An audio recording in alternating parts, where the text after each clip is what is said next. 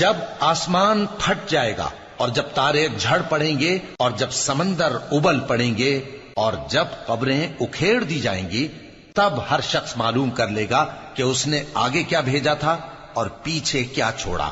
اے انسان، تجھ کو اپنے رب کریم کے بارے میں کس چیز نے دھوکہ دیا؟ وہی تو ہے جس نے تجھے بنایا، پھر تیرے اعضاء کو درست کیا اور تیری قامت کو معتدل رکھا، جس صورت میں چاہا تجھے جوڑ دیا۔ مگر افسوس تم لوگ جزا کو جھٹلاتے ہو، حالانکہ تم پر نگہبان مقرر ہیں، یعنی معزز کاتبین۔